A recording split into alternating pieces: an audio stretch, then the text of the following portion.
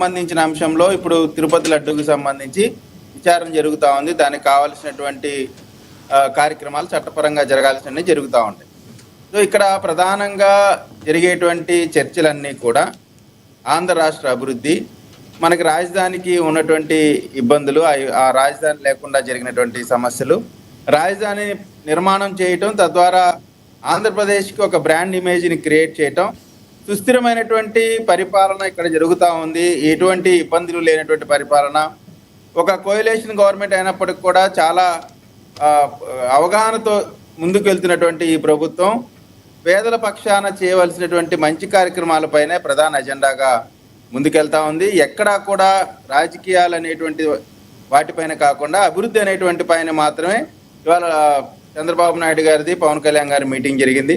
అదేవిధంగా నామినేటెడ్ పోస్టులు అయితేనేమిండి, లేదు వచ్చేటువంటి రాజ్యసభ సీట్లు కానీ, అంటే రాజకీయంగా చేయాల్సినటువంటి ఇవ్వాల్సినటువంటి పదవులు, ప్రాధాన్యత, వాటికి సంబంధించిన అంశాల్లో చర్చలు జరిగిన పరిస్థితి అందరికి కూడా తెలుస్తూ ఉంది. ఇక్కడ ప్రధానంగా ఇటువంటి వాతావరణం, అంటే అభివృద్ధి ప్రధాన ఎజెండాగా చేసేటువంటి మీటింగ్స్ కానీ ఇటువంటి వాతావరణం ప్రజలకి చాలా స్వాంతనం కలిగి చేస్తూ ఉంది. ఖచ్చితంగా మంచి జరిగిద్ది మా జీవితాలు అనేటువంటి నమ్మకంతో ఆంధ్రప్రదేశ్ నమ్మకాన్ని నిలబెట్టుకునే గ్రామాల అభివృద్ధి మీద మీ కూటమి ప్రభుత్వం యొక్క దృష్టి ఉందంటారా? సార్, మీరు చూస్తే గతంలో అభివృద్ధి అనేటువంటి మాటకి అర్థం కూడా తెలియనటువంటి ప్రభుత్వం 5 సంవత్సరాలు నడిచింది.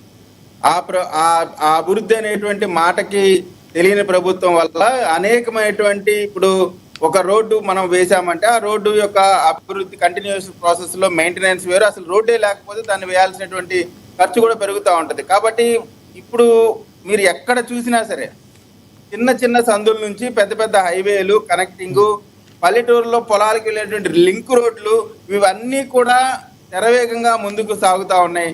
అక్కడక్కడ ఇప్పుడు 100% ఆ రోడ్ లే చేయడం జరిగిందా అంటే మీకు అరకు లాంటి ప్రాంతాల్లో, లేదు పాడేరా లాంటి ప్రాంతాల్లో, కొన్ని ప్రాంతాల్లో ఇంకా కనెక్టివిటీ లేని పరిస్థితి ఇప్పటికి కూడా ఉంది. వాటన్నిటిని కూడా మీరు చూసే పవన్ కళ్యాణ్ గారు మన్యం పర్యటనలో వీటన్నిటిని కూడా ఐడెంటిఫై చేసి దానికి సంబంధించిన రోడ్లు, వీటన్నిటి కనెక్టివిటీ కానీ, లేదు అంబులెన్స్లకు సంబంధించి కానీ, ఇవన్నీ కూడా ఏర్పాటు చేసి అందరికీ అందుబాటులో ఉండేటువంటి కార్యక్రమాలు చేస్తూ ఉన్నారు. మీటింగ్కి సంబంధించి ప్రధానమైనటువంటి ఎజెండా అభివృద్ధి, సంక్షేమాన్ని ముందుకు ఎలా తీసుకెళ్లాలా, 2 సంవత్సరాలు పూర్తవుతున్న సందర్భంగా ఆంధ్రప్రదేశ్లో వినూత్నమైనటువంటి కార్యక్రమాలు, ప్రజలకు ఉపయోగపడేటువంటి కార్యక్రమాలు ఏ విధంగా చేయాలనేటువంటిదే ప్రధాన ఎజెండాగా ముందుకు వెళ్తా ఉన్నటువంటి పరిస్థితి. నాగ్ గారు రైట్, నేను మళ్ళీ మాట్లాడతాం మీతో. ఒకసారి మనం ఎల్ఎం మోహన్ రెడ్డి గారితో మాట్లాడదాం. మోహన్ రెడ్డి గారు ప్లీజ్. గారికి, కృష్ణవేణి గారికి, అక్షర సత్యం గారికి, చూస్తున్న వీక్షకులకు అందరికీ పేరు పేరున హృదయపూర్వకంగా నమస్కారాలు. నమస్తే.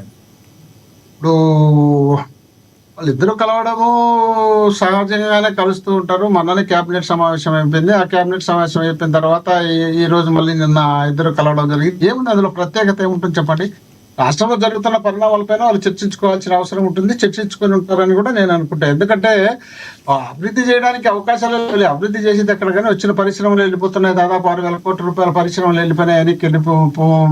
ల్యాండ్స్ తీసుకున్న వాళ్ళు కూడా ఎన్నికించిన చరిత్ర భారతదేశంలో ఆంధ్రప్రదేశ్కి చెందింది. అలాంటి పరిస్థితి ఆంధ్రప్రదేశ్లో ఉండడమే కాకుండా వీళ్ళు చేస్తున్నటువంటి కార్యక్రమాలు కూడా చాలా విచిత్రమైనటువంటి కార్యక్రమాలు చేస్తున్నారు. కాబట్టి వీటిపైన ఒకవేళ చంద్ర గారు, పవన్ కళ్యాణ్ గారు బాగా కలిసి ఉండాలని వాళ్ళిద్దరు ఆలోచన చేసినా కూడా పరిణామాలు చాలా తీవ్రంగా ఉన్నాయి. ఆ తీవ్రమైనటువంటి పరిణామాలను ఎదుర్కోవాలంటే చాలా కష్టంగా ఉంది. జగన్మోహన్ రెడ్డి గారికి క్రేజ్ రోజు రోజుకు పెరుగుతుంది. కాబట్టి వీళ్ళు ఏ విధంగా మనం తట్టుకోవాలో, ఇచ్చినటువంటి హామీలు పూర్తి స్థాయిలో నెరవేర్చలేకుండా, తర్వాత మన నాయకులు చూసి ఎవరు ఇష్టం వచ్చినట్టు వాళ్ళు ప్రవర్తిస్తున్నారు. ఒక్కొక్కరు ఒక్కో టైంలో ప్రవర్తిస్తున్నారు. ఒక ఆయన టీటీడీ చైర్మన్ చూస్తే భగవద్గీతలు ఎందుకు వేస్ట్, అది చెత్త ఉంది దాంట్లో. భగవద్గీత అంటే శ్రీకృష్ణ పరమాత్ముడు సంబంధించినటువంటి సందేశం అందులో ఉంటుంది, దాన్ని కూడా చెత్త ఉంది అనేప్పటికీ దిగజార్చినటువంటి వ్యక్తి సాక్షాత్తు తిరుమల తిరుపతి దేవస్థానం చైర్మన్ గా కూర్చోబెట్టారంటే అక్కడ పరిస్థితి ఏ విధంగా ఉంది? ఇది దేశవ్యాప్తంగా సమాచారం పోతుంటుంది. ఈ విధమైనటువంటి అదే కాకుండా అక్కడ తిరుపతి లడ్డూకి సంబంధించి మనం చేసిన తప్పులు, వాటిని ఒకటి మనకు రివర్స్ తిరుగుతున్నాయి. ఈ రివర్స్ వచ్చినప్పుడు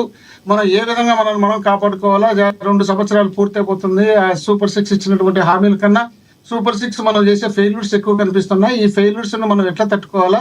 జగన్మోహన్ రెడ్డి గారు చూస్తే బ్రహ్మాండంగా జనంలోకి పోతున్నారు. ప్రతిరోజు జనంలో ఏదో విధంగా వైఎస్ఆర్ కాంగ్రెస్ పార్టీ జనంలో ఉంది. మనం చూసే పోతిరెడ్డిపాడుకు సంబంధించి కానీ, లేక మెడికల్ కాలేజీలకు సంబంధించి కానీ, ఫీజు రియంబర్స్మెంట్ కు సంబంధించి కానీ, రైతులకు సంబంధించిన పంట రుణాలకు సంబంధించి కానీ, వాళ్ళకు అనేక రకాల సమస్యలపైన ఎప్పటికప్పుడు స్పందిస్తూనే ఉంది. ఆ స్పందనకు తగ్గట్టు మన దగ్గర ఆన్సర్ ఇవ్వలేని పరిస్థితిలో మనం ఉన్నాం. ఈ విధంగా ఉన్నప్పుడు మనం భవిష్యత్తులో చాలా ఇబ్బందికరమైనటువంటి సందర్భం వస్తుంది. ఈ సందర్భాన్ని ఎదుర్కోవాలంటే ఏ విధమైనటువంటి ప్లాన్లతో మనం ముందుకు వెళ్ళాలనే ఆలోచనతో పాటు మనం కేడర్కు విజయ్ కిరణ్ గారు చెప్పినట్టు ఒకవేళ ఇప్పటికే నామినేటెడ్ పోస్టులు ఏదో ఖాళీలు ఉండేవి ఉంటాయి, అవి కూడా పూర్తి చేసి ఇచ్చే ఒకరు ఇద్దరు మనం ఒక పార్టీకి కొందరు కావాల్సినటువంటి 2-3 వాళ్ళను ఎంచుకోవడానికి బాగుంటుంది. అదేవిధంగా మండలిలో చూసే ప్రతిరోజు మనకు ఇన్సల్ట్ గా ఉంది. ఇక్కడ ఏదో అసెంబ్లీకి జగన్మోహన్ రెడ్డి గారు రాకపోవడం వల్ల మనం బాగా బయటపడిపోతున్నాం. అసెంబ్లీకి వచ్చింటే దాని పరిస్థితి వేరుగా ఉండు. కానీ ఇక్కడ మండలికి పోయినారంటే దీని తలనొప్పి ఎక్కువ అయిపోయింది. మండలిలో కూడా వాళ్ళు పూర్తి స్థాయిలో ఎక్కడికక్కడ పోరాటాలు చేసే కార్యక్రమంతో పాటు ఎప్పటికప్పుడు నిలదీస్తున్నారు. ఈ విధమైనటువంటి పరిస్థితి ఉంది కాబట్టి మనం ఏ విధంగా వాళ్ళని తట్టుకోవాలో 3 పార్టీలు కలిసి 164 సీట్లు ఇచ్చిండి. అంత ఉండి కూడా వాళ్ళను మనం తట్టుకోలేని పరిస్థితి ఆంధ్రప్రదేశ్ లో ఉంది. రోజు రోజుకు జనంలో జగన్మోహన్ రెడ్డి గ్రాఫ్ పెరిగిపోతుంది, మన గ్రాఫ్ పడిపోతుంది. మనం చేస్తున్నటువంటి కార్యక్రమాలు ఆ విధంగా ఉన్నాయి. అదే విధంగా మన నాయకులు చూస్తే విపరీతమైనటువంటి పోకడలతో రాష్ట్రంలో జరుగుతుంది. అదే విధంగా నుండి చూసుకుంటే ఎక్కడ చూసినా దోపిడీ. సార్ ఏంటి టీటీడీ వివాదం గురించి మాట్లాడుకోలేదంటారా? టీటీడీ వివాదం అక్కడతో సమసిపోయింది అనుకోవాలా? జగన్ గారు క్రేజ్ పెరిగింది అని మీరు అనుకుంటే ఇంకో రకంగా కూడా అనుకోవచ్చు కదా. ఏ రకంగా అభివృద్ధి చేసాం, ప్రజలు మమ్మల్ని చూసి ముందుకు వెళుతున్నారు, ప్రజలకి ఏం కావాలో మేం చేయాలి, ఇప్పుడు దాకా చేసిన దానికంటే ఇంకా మంచిగా చేయాలని అందుకు బేటయ్యి ఉండొచ్చు అనుకోవచ్చు కదా. ఇప్పుడు వాళ్ళు ఇచ్చినటువంటి సూపర్ 6 అని మేము నవరత్నాలను పెడితే నవరత్నాలు పూర్తి అమలు చేసినాం. ఏదో 1-2 ఏదో మద్యం సంబంధించి కానీ దాంట్లో కొంత తగ్గించినాం, దాన్ని పూర్తి చేయలేకపోయినాం. GPS సంబంధించి CPS చేసినాం. సరే, మేము అనుకున్న దాంట్లో ఎంతో కొంత చేసినా 100% అమలు పరచడంలో ఆ చిన్న లోపాలు తప్ప మా ఎక్కడా లేవు. వీళ్ళు ఇచ్చినటువంటి సూపర్ 6 146 హామీలు ఇచ్చినారా ఈ పక్కన పెడితే, ఈ సూపర్ 6 లో ప్రతి మహిళకు 1500 చొప్పున, నలుగురుంటే నలుగురికి 14,60,000 రూపాయలు ఇస్తామని చెప్పి చంద్రబాబు నాయుడు గారు సూపర్ 6 లో ఫస్ట్ పేరు అదే. దాన్ని పక్కన పెట్టేసి ఒకటి లేవా ప్రతి ఎలక్షన్ అప్పుడు నిరుద్యోగ వృత్తి నేను ఇస్తాను, లేదా వాళ్ళందరికీ ఉద్యోగ అవకాశం కల్పిస్తాను, ఉద్యోగం రాకపోతే ఉద్యోగం వచ్చినంత వరకు ప్రతి ఒక్కరికి 3,000 రూపాయలు ఇస్తానని చెప్పి దాదాపు 20 లక్షల మంది నిరుద్యోగులకు వాళ్ళ నోరు కొడితే ఏమన్నా అర్థమైనా? ఆల్రెడీ జగన్మోహన్ రెడ్డి గారు 2,30,000 మంది వాలంటీర్లు పెట్టి వాళ్ళని ఏదో విధంగా వాళ్ళకు ఇబ్బంది లేకుండా జరిగే పరిస్థితి తీసుకొచ్చి వాళ్ళ నోరు కొట్టి వాళ్ళని బయట పెట్టేసినారు. అన్ని రకాలుగా మీరు రాష్ట్రాన్ని వెనుకబడే పరిస్థితి తీసుకొచ్చి అభివృద్ధి చేసినామంటే ఎట్లా? 2 సంవత్సరాలు కరోనా జగన్మోహన్ రెడ్డి గారు చేసినటువంటి అభివృద్ధి.